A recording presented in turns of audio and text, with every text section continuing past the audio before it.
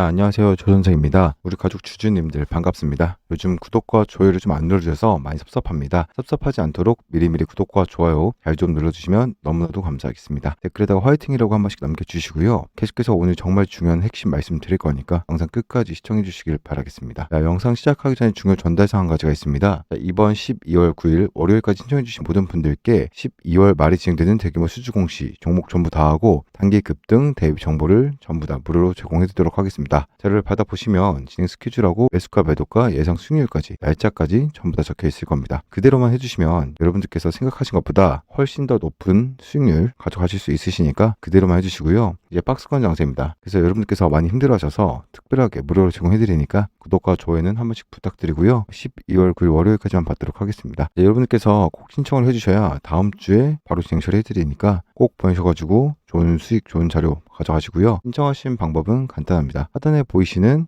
010-7676-4223번으로 공시라고 딱 두 글자만 보내시면 되겠고요. 010-7676-4223번입니다. 개인 번호입니다. 여기로 보내주시면 답장을 바로 어떤 종목인지 말씀드리도록 할 거니까 놓치지 말고 챙겨가시면 되겠습니다. 자, 이전에 수주 공시로 수익 봤던 종목은 바로 유한양행이었습니다. 일단 여기 보시면 1차 타점을 잡아드렸죠. 여기서 두 번의 매수 10% 두 번에 나와서 매수가 들어왔었고 93,000원에서 95,000원의 평단가를 만들어 드리면서 이 구간에서 매도를 하면서 40%에서 60% 수익을 봤었고요. 다시 한 번 더 눌림봉에서 2차 타점 잡으면서 비중 20% 들어갔었고요. 최근 16만원 최고점을 찍었을 때 다시 한 번 더 이 구간에서 매도를 하면서 2차 타점까지 잡아드렸습니다. 자, 좋습니다. 그렇기 때문에 이번 수주 공시 같은 경우에도 이런 식으로 크게 모일 수 있게끔 잡아드리고 있으니까요. 놓치지 말고 들어오셔서 수익 챙겨가시면 될 것 같다라고 좀 말씀을 드리겠고, 이런 식으로 실제로 캡처를 한 겁니다. 보시기 편할 수 있도록 자, 캡처를 한 거니까 그렇게 아시면 될 것 같고, 문자 메시지로도 매수 타점 드리고 있으니까요. 수익날 종목, 수익 나고 있는 종목 확인하시길 바라겠습니다. 그리고 이 번호로 보내시는 게 어렵다고 하시는 분들은 나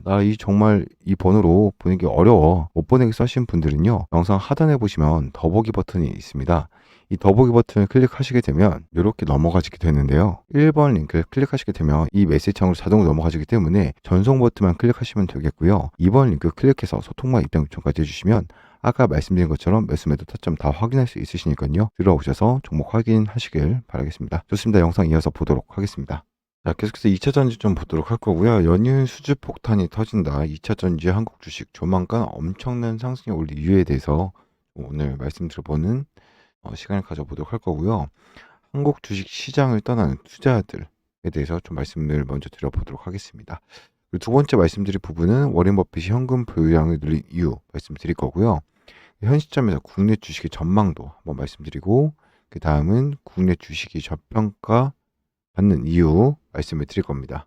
자, 그리고 나서는 트럼프 당선 이후 국내 배터리 시장에 주는 영향까지 좀 알아보도록 할 거고요. 앞으로 수혜받을 배터리 회사 섹터에 대해서 좀 말씀을 드려보도록 하겠습니다. 저도 미국 주식 조금 생각이 바뀌었는데 당연히 해야 된다고 생각을 합니다. 미국 주식, 국내 주식, 유럽 주식, 일본 주식을 나누는 건 의미가 없을 것 같고요. 오늘은 화면에 좀 집중을 하기보다는 말씀드리는 부분에 좀 집중을 하도록 하겠습니다. 내가 투자하는 기업이 제일 잘하는 나라가 미국이면 미국 기업을 하는 거고요. 내가 투자하는 기업이 세계에서 제일 잘하는 게 우리나라 기업이면 우리나라 기업을 투자를 하는 게 맞다라고 보고 있습니다. 내가 투자하는 기업이 제일 잘하는 나라가 막말로 중국이다. 그럼 중국에 투자할 수도 있다라고 봅니다. 투자에는 국경이 없다라고 생각을 해요. 그런데 미국 주식이 주목받는 이유는 미국 주식은 상당히 꾸준히 안정적인 수익률을 가져줬습니다. 우리한테. 그러니까 미국에는 금융자산이 우리나라처럼 부동산이 80%, 금융자산이 20%, 그나마 20%도 퇴직연금 그런 거잖아요. 개인연금이나 퇴직금, 국민연금 일부 주식 투자하는 거. 미국은 철저하게 금융자산이 6 또는 7, 부동산 자산이 2에서 3. 심지어 우리가 무시하는 우리보다 GDP가 규모가 떨어지더라고요. 우리가 이겼어요. 일본도 예전에는 부동산 8, 2였거든요. 지금 5대 5까지 바뀌었습니다. 일본도 금융자산 5, 부동산 자산 5.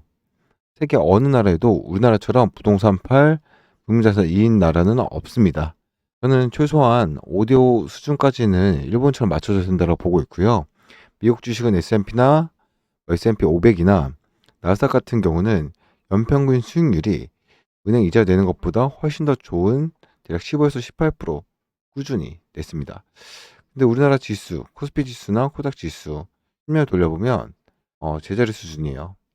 어, 아니면 10%도 안 되는 3%, 5% 아마 박스권이라고 보면 맞을 거예요. 그러니까 당연히 우리나라 그 주식 하지 말고 미국 주식에 투자라는 건데 저는 그렇지 않다라고 보는 게 미국 주식이 무한정 올라갈 수 없다라고 보거든요. 주식이라는 건 언제든 조정받을 수 있다. 주식이라는 건 계속 상승하지만 않는다. 상승 뒤엔 조정과 하락이 있다. 그걸 좀 꼭 명심하셨으면 좋겠고, 그런 측면으로 보면 우리나라 주식의 매력이 없냐? 그건 아니라고 보고 있습니다. 오히려 역발상으로 사람들이 다 팔고 떠나서 박인세일이 된 한국 주식을 외국인들이 사기 시작한다? 기관이 사기 시작한다?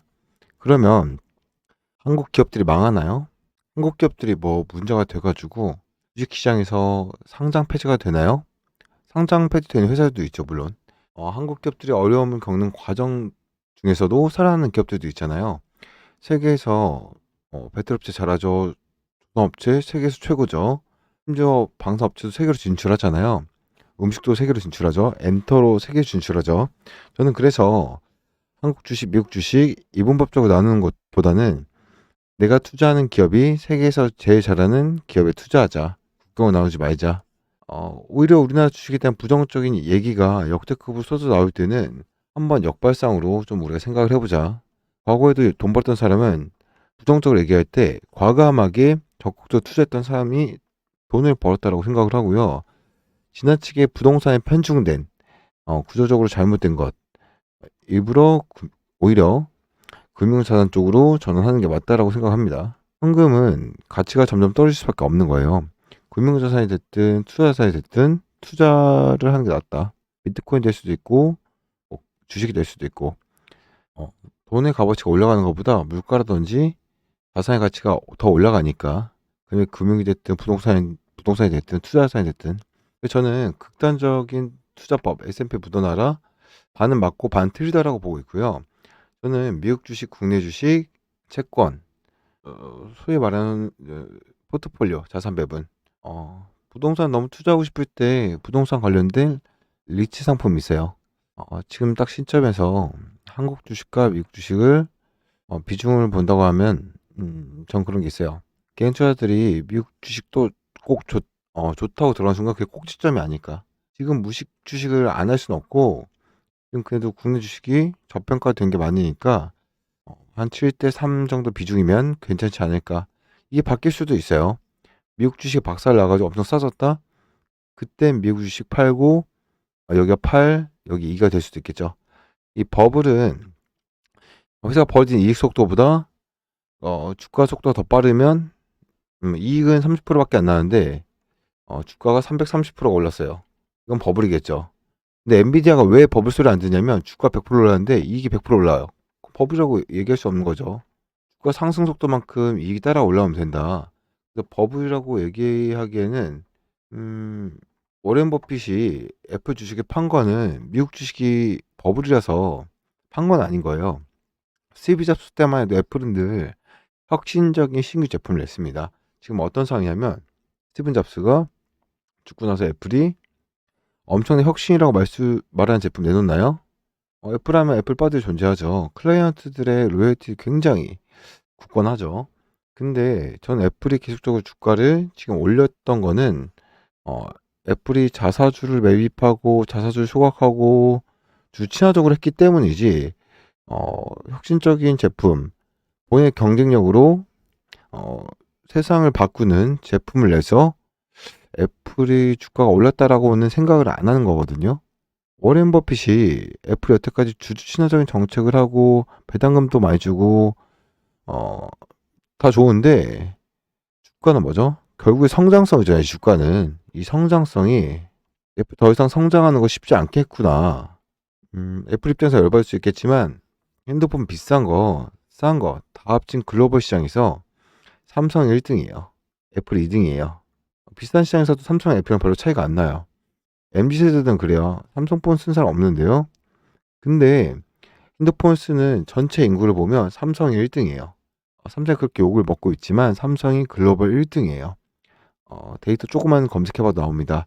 저는 애플 주식을 처분한 건 애플의 혁신, 구조적인 혁신, 얼마 성장 가능성, 꿈을 먹고 산 사업인데 주가는 애플이 과연 과거처럼 스티브 잡스가 아이폰을 만들고 아이패드를 만들고 아이팟을 만들고 했을 때처럼 그러한 이제 애플의 미래같이 높이 쳐줄 수 있을까? 그래서 워렌 버핏이 그래서 애플 주식을 처분했다라고 보고 있습니다. 미국 주식이 버블이 되려면 미국 주식이 이익이 늘어난 속도보다 주가가 훨씬 더 가파르게 올라가야 되는데 S&P 기준도 그렇고 나스닥 기준도 그렇고 나스닥이야 워낙 빅테크들이 모여 있으니까 S&P 500보다는 밸류에이션이 비싸죠. 근데 그 나스닥 500조차도 사실은 그 이익의 증가 속도에 비해서 PER 밸류에이션이 엄청 비싼 수준은 아니다. 그렇게 말씀드릴 수 있을 것 같아요. 어쨌든 국내 주식 관련해서도 다양한 그 주식시장을 개선하려는 여러 가지 그 적극적인 형태의 활동들이 많이 나오고 있죠. 그래서 밸류업 선정되는 기업들에 대해서도 논란이 있지만 그리고 우리나라 그 투자들을 성숙하지 못하게 만드는 우리나라 증시에 대해서 구조적인 제도도 좀 개선돼야 되는 부분도 많다라고 생각은 듭니다. 하지만 국내 주식의 그 근간이 되는 기업들의 글로벌적인 경쟁력, 기업들의 그 여러 가지 성장성을 보면 저는 물론 기업들 중에 유상증자하고 이번 현대차증권이 시가총액 2천억짜리가 2천억짜리를 하는 그런 말도 사례도 있었고 이스페타시스도 갑자기 MLB 기판하는 회사가 CNT 도장제 만든 제휴를 인수한다고 해서 3천억 넘게 유상증자 때리고 계속 국내 주식을 부정적으로 본 인식을 바뀌게 하고 있는데 그런 기업들만 보시지 않았으면 좋겠어요. 그런 기업들 일부에 불과하고요. 우리나라 기업들 대표적으로 현대차만 해도 주주 환원을 35%에서 40%까지 늘리겠다라고 하고 이런 신한제주 같은 회사들도 1,000억 원 이상을 자사주 소각을 하겠다라고 하고 이번에 SK하이닉스도 주주 환원 가치를 높이겠다라고 했죠. 이렇게 이제 국내 기업들이 어떻게 보면 과도기적인 모습을 나타내고 있는 거예요. 그 기업들이 가지는 이 본원적인 이익을 창출하는 경쟁 능력은 세계 어떤 기업들하고도 겨뤄도 손색이 없다라고 보고 있고요. 저는 희망이 보이는 게 과거에는 반도체만 잘하는 회사들만 있었다면 지금은 방산업체 2차전지 엔터 난리 나죠. 삼양식품 라면 난리 나죠. 조선업 난리 나죠. 요새 또 뭐 있죠? 이렇게 주목받는 것들 제약바이오 회사들 글로벌로 기술 이전하고 하잖아요. 업종이 지금 이게 아니라 다 변화되고 있다라는 거예요. 2차전지 생겼고 제약바이오 생겼고 조선 원래 있던 거고 방산이 새로 생겼고요. 음식이 생겼고 엔터가 생겼습니다. 그만큼 우리나라 기업들만으로도 포트폴리오가 엄청 다양해졌다라는 거예요. 그럼 국내 증시를 상당히 업그레이드하는 모습이 나타나지 않을까? 그리고 정부의 역할이 너무 중요한데 정부가 좀 약해요 사실. 정부가 기업들을 압박하고 해서 주주 환원 가치 높이려고 하는 그런 걸로도 밸류업이 생기는 거고 그 밸류업 때문에 속속들이 기업들이 발표를 한다. 주주 가치를 높이는. 물론 아까 말씀드린 유증 막 찍어내고 시비 발행하고 BW 발행하고 물적 분할하고 인적 분할하고 정말 주식시장에서 없어져야 될 회사들도 많은데 그런 회사들만 있는 거 아니라는 거죠. 그래서 그런 부분에 우리나라 기업들이 주식시장 그리고 투자자들한테 왜냐면 그 기업들은 투자자들한테 선택을 못 받은 어딘가에선 투자를 받아서 공장도 짓고 사람도 뽑고 성장을 해야 되잖아요. 어디서 받아? 은행에서 대출 받아야 되잖아요. 대출. 은행에서 무한정 기업들한테 대출해 줄까요? 그것도 한계가 있을 거라고 봐요. 그럼 제일 좋은 건 기업들 입장에서도 자본시장에서 자본을 조달하는 역할을 하는 거거든요. 그래서 저는 그 역할 너무 중요하고 그거를 기업들이 모르는 거 아닐 거고 정부도 그걸 모르는 게 아닐 거다. 대통령이 욕은 먹지만 건전한 그 주식시장을 중산층의 사다리 역할을 한다고 했어요. 자산 증식의 사다리 역할을 한다고 윤 대통령이 얘기한 걸 봤을 때 이 부분 대통령도 국내 증시를 살리기 위한 여러 가지 부분을 고민하고 있지 않을까 그렇게 보고 있고요. 대통령도 기회사다리라고 했건 주식시장을 그런 측면에서 보면 우리나라 주식시장은 항상 욕을 먹고 저평가받고 그랬는데 그런 부분이 달라지지 않을까 앞으로 그런 기대감도 가지고 있습니다. 그 기업들의 본질 펀더멘탈의 경쟁력이 높은데 상속세, 그 공매도, 물적 분할 유상증자, 저평가로 만드는 부담을 주는 게 맞고요. 이 중에 사실 상속세도 문제고 공매도도 문제고 물적 분할 유상증자도 문제인데 일단 금투세는 사실 폐지 쪽으로 가닥이 나왔으니까 금투세가 좀 폐지가 되면 그 시장에 이제 그런 자금들이 들어올 거라고 보고 있고요. 상속세 문제는 그렇게 쉽게 해결되지는 않을 것 같은데 상속세 사실 우리나라 같이 그 기업 키워서 물려주려고 할 때 이렇게 엄청나게 세금 때린 나라가 우리나라밖에 없거든요. 사실은 다른 글로벌 기업들하고 비교해봐도 너무나 과도하게 40% 세금을 때리면 누가 기업 열심히 키워가지고 물려주려고 하겠습니까? 그런 부분이 굉장히 문제 있다라고 보고 인적 분할, 물적 분할 하는 거는 등치 제도의 문제가 아니라 기업의 문제인 거죠. 기업들이 이제 그 주주들한테 마치 강도처럼 하는 것 자체는 안 된 상황인 거고, 제도적으로 물적 분할한다, 유상증자한다, 강력하게 증시에 퇴출시키는 그런 강력한 방안을 마련하려면 할 수 있겠죠. 나라에서 규제 요건을 까다롭게 해서. 그런 부분을 물적 분할 유상증자는 정부의 어떤 제도 개선적인 문제가 필요할 것 같고, 사실은 공매도 문제는 순기능과 역기능이 섞여 있기 때문에 쉽게 결정할 문제는 아니라고 생각을 합니다. 당연히 많은 분들이 공매도의 문제점들을 지적해 주셔가지고 세 가지 구조적인 문제가 무기한으로, 무차입으로, 기간의 제한, 차입의 제한, 그런 여러 가지 제도적인 문제들이 개선되는 과정 중에 있다라고 보고 있고요. 실제 재차입해도 1년 안에 갚아야 되는 12개월 상환해야 되는 그 제한 요건이 걸렸기 때문에 그런 부분은 앞으로 상당히 공매도 치는 세력들한테 부담이 되고 쉽게 하지 못하는 불법 공매도 하기는 어려울 거로 보고 있기 때문에 이런 부분도 문제가 됐던 건 맞지만 근본적으로는 앞으로 개선되는 과정 중에 있다라고 말씀드리고 싶습니다. 중국이 규제를 강화를 하고 관세를 높이면 국내 배터리 업체들 가격 경쟁력이 생기니까 당연히 유리하다라고 보고 있고요. 중국 업체들이 특히 유럽에서